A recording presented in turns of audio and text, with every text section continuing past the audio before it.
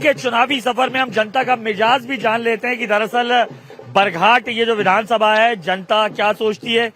कौन सी जगह बरघाट विधानसभा लगती है?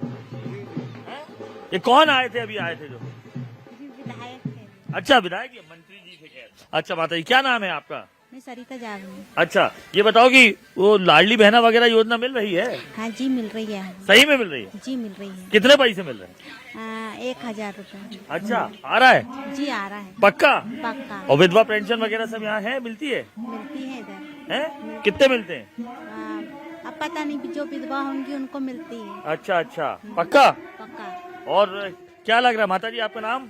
गौरी बाई। और ये लाडली बहना वगैरह मिल रही है? हाँ मिल रही है जी। आपको मिल रही है? हाँ जी। ऐसा? हाँ कितने लोगों को मिल रही है? मिल रही है। मिल रही है? हाँ। एक दिन की चुनावी यात्रा में हम आ पहुंचे केंद्रीय मंत्री प्रहलाद पटेल के साथ सिवनी विधानसभा के सिवनी जिले की बरघाट विधानसभा में।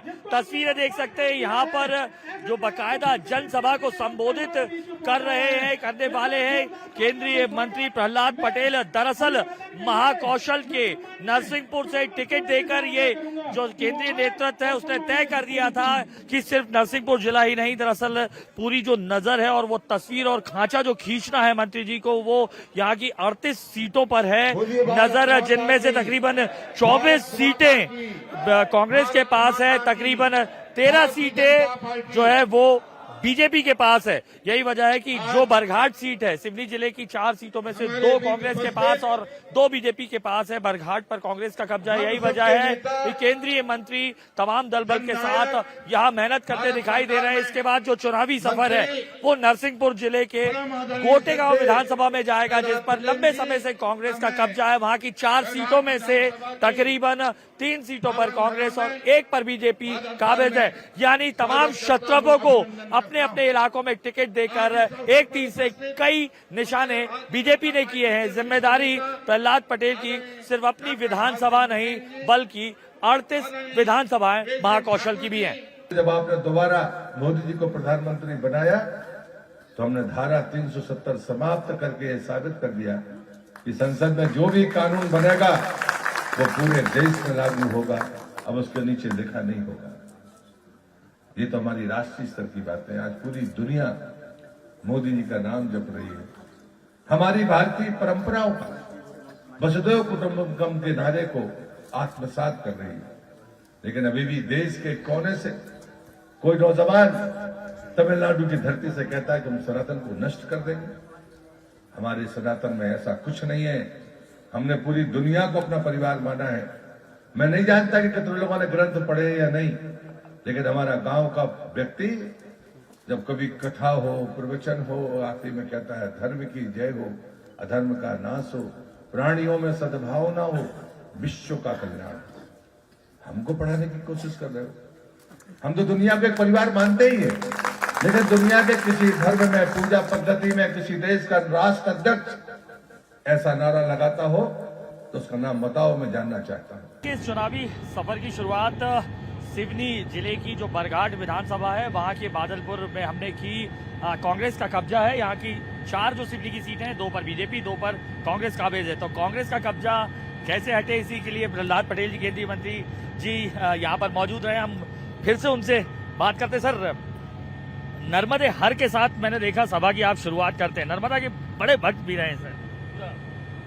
हम सब जितने लोग हैं वो नर्मदा के भगत हैं, और मैं तो चूंकि परिक्रमावासी हूँ और हम ये मानते हैं कि मध्य प्रदेश की लाइफ लाइन है वो नर्मदा है। ये मैं नहीं कहता हूँ, जहाँ के जो उच्च अधिकारी हैं वो भी ये बात मानते हैं कि नर्मदा जीवन रेखा है मध्य प्रदेश की। तो सर, नर्मदा भक्त तो दिग्विजय सिंह जी भी बहुत बड़े हैं। नहीं, मुझे लगता है कि नर्मदा जी की भक्ति का अधिकार सबको है, और इसलिए मैं उसमें कभी राजनीति नहीं ढूंढता। मैं परिक्रमावासी हूँ और परिक्रमावासियों को सेवा करने का इस जन्म का संकल्प है और हमारा पीढ़ियों का संकल्प है। जब परिक्रमावासी आता है तो ना हम उसकी जात देखते हैं, ना उसका धर्म देखते हैं, और ना हम ये पूछते हैं कि आप क्या करते हैं। जो परिक्रमावासी है उसकी सेवा के अलावा मैं कभी बुद्धि इसमें लगाता नहीं हूँ। आप कह रहे परिक्रमावासी की जाति नहीं देखते हैं, जो भी धर्म की बात करो। अब कमलनाथ जी जब अगर बाबा बागेश्वर को बुलाते हैं या पंडित प्रदीप मिश्रा को बुलाते हैं तो आप लोगों को दिक्कत होती है। आप कहते हैं कि वो चुनावी हिंदू हैं, सिर्फ चुनाव के वक्त उन्हें याद आते हैं। तो मुझे लगता है इसमें गलत क्या है। जैसे उनकी पार्टी के नेता राम के अस्तित्व को स्वीकार नहीं करते और न्यायालय में वो सर्टिफिकेट देती है सरकार। कमलनाथ उसके हिस्से होते हैं, तब उनका मुंह नहीं खुलता। जब वो राम सेतु पर कांग्रेस कहती है कि हम उसके अस्तित्व को स्वीकार नहीं करते, तब कमलनाथ चुप रहते हैं। राज्य में अगर राहुल गांधी कुछ कहते हैं तो उस पर वो चुप रहते हैं। पीएफआई में अगर आतंकवादियों का समर्थन उनका कोई नेता करता है तब वो चुप रहते हैं। तो जब चुनाव आता है तब क्यों? मैं उनको छिंदवाड़ा की सीमा में हिंदू मानता हूँ, क्योंकि वो अस्तित्व की लड़ाई लड़ रहे हैं। उन्हें ये पता है कि यदि हम अपने आप को हिंदू नहीं कहेंगे तो छिंदवाड़ा में उनका अस्तित्व भी समाप्त होने वाला है। एक दिन के इस चुनावी सफर में केंद्रीय मंत्री प्रहलाद पटेल के साथ अब हम पहुंचे हैं नरसिंहपुर जिले की गोटेगांव विधानसभा पर, जिसमें लंबे समय से कांग्रेस का कब्जा है। नरसिंहपुर जिले की 4 में से एक सीट नरसिंहपुर, जिसमें खुद प्रहलाद पटेल इस बार उम्मीदवार हैं अपने भाई की जगह, उस पर बीजेपी का, लेकिन बाकी 3 सीटों पर कांग्रेस का कब्जा है। इससे पहले हम चुनावी सफर में सिवनी जिले की बरघाट विधानसभा को कवर करके आए हैं। साफ तौर पर तमाम बड़े क्षत्रपों को अपने अलग अलग इलाकों से, अंचलों से टिकट देने का बीजेपी का मकसद भी यही था कि न केवल वो अपनी विधानसभा जीते बल्कि अपने आसपास के तमाम अंचल की जो जिले हैं उनको भी जीते। सिवनी जिले की विधानसभा को कवर करने के बाद अब हम नरसिंहपुर जिले में हैं। मंत्री जी की जो चुनावी यात्रा है वो बालाघाट, छिंदवाड़ा, जबलपुर तमाम जगह जाएगी। भीड़ आप देख रहे हैं, ऐसे ही कार्यकर्ताओं को एक के बाद एक जनसभाओं को संबोधित कर रहे हैं। साफ तौर पर उनके कार्यकर्ता उन्हें सीएम के तौर पर भी देख रहे हैं। शायद यही वजह थी तमाम क्षत्रपों को चुनावी मैदान में उतारा गया, ताकि एंटी इनकम्बेंसी से भी बचा जा सके और इन तमाम सीटों पर जहां पर अंचलों में बीजेपी को हार मिली है वहां पर जीत दिलाए। वो सब कुछ है जो हम मतदाता के सामने जिम्मेदारी से वोट मांगने का अधिकार रखते हैं। हमारी माताएं बहनें, जब मोदी जी 2014 में प्रधानमंत्री बने और उसके बाद में जब उन्होंने प्रधानमंत्री आवास योजना की गारंटी दी इस देश को, तो आज 3.5 करोड़ प्रधानमंत्री आवास देश में बन गए, लेकिन उसमें आधे से ज्यादा महिलाओं के नाम पर है। ये बात कभी हमारे ध्यान में नहीं आती, पर उन्होंने कहा कि भोजन बनाते समय हम लगातार धुएं के कारण, चूल्हे के धुएं के कारण जो परेशानी माताओं बहनों को होती है उसमें कमी आए, तो उन्होंने 9 करोड़ 60 लाख परिवारों को गैस कनेक्शन दिया। तीसरी बात जब मैं कहता हूं, जब इस घर में घर घर शौचालय बने तो हम जो भले माने कि शौचालय मिल गया, कई बार लोगों ने उसमें भ्रष्टाचार भी किया होगा, लेकिन माताओं बहनों के सम्मान में कितना इजाफा हुआ। हम जब गांव में घुसते थे शाम के समय, जो चित्र दिखता था वो शर्मनाक था, वो कहीं ना कहीं हम सबको तकलीफ देता था, लेकिन हमारे पास में कोई विकल्प नहीं था, हम विकल्प की तरफ जाते नहीं थे, लेकिन देश के प्रधानमंत्री ने वो काम करके दिखाया। राजनीति में यात्राओं के जरिए जनमानस का समर्थन जुटाया जाता है।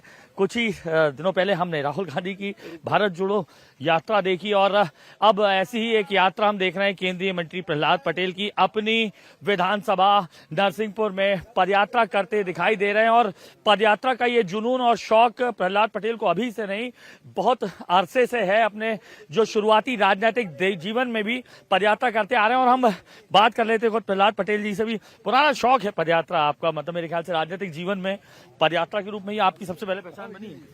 हाँ, मुझे साल में एक बार गोटेगांव विधानसभा में प्रतिवर्ष पैदल यात्रा का अवसर मिला है और वो सीट विधानसभा में एससी के लिए रिजर्व है और लोकसभा मंडला में है, लेकिन पार्टी का काम विचार के लिए सबको करना है, इस दृष्टि से हम वो काम करते थे।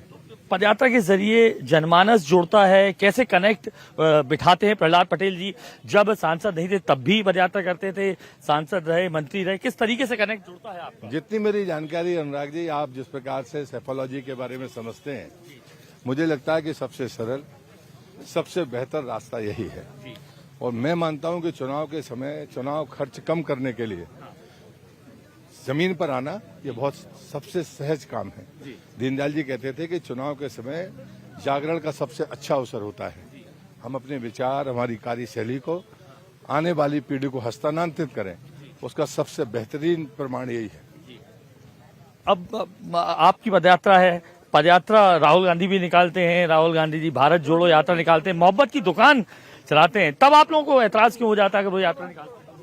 नहीं, मुझे पैदल यात्रा पे कभी इतराज नहीं हुआ। पैदल यात्रा की मंशा क्या है? जब आप पैदल यात्रा को राजनीतिक टीका टिप्पणी का कारण बना देते हैं या उसमें ऐसे बयानबाजी करते हैं जो देश के लिए ठीक नहीं है, तब जाकर विवाद खड़ा होता है। अन्यथा हम लोग नर्मदा परिक्रमावासी है और मैं कभी नर्मदा परिक्रमा के समय हम ये मान के चलते कि कभी इस आधार पर हम लोग पूछते नहीं हैं कि नर्मदा परिक्रमावासी किस जाति का है, किस धर्म का है। सिर्फ एक ही लक्ष्य होता है, नर्मदा परिक्रमावासी की सेवा करना। इसलिए ये यात्राओं के उद्देश्य को लेकर हमेशा चीजें रहती हैं। तो नियत क्या है आपकी, ये कमलनाथ सबसे जी की नियत पर आपको हमेशा सवाल उठा देते हैं आप? मुझे लगता है कि उनका जीवन ही ऐसा है। जो चीजें मैं कह रहा हूँ, तो इतने वर्षों से जहाँ वो राजनीति में हैं, अगर मैं उनको थका हुआ नेता तो कहता हूँ, तो मैं उसको उदाहरण भी गिनाता हूँ कि भाई 6 साल से आप कांग्रेस के प्रदेश के अध्यक्ष हैं, किसी जिले में गए हो तो बताइए।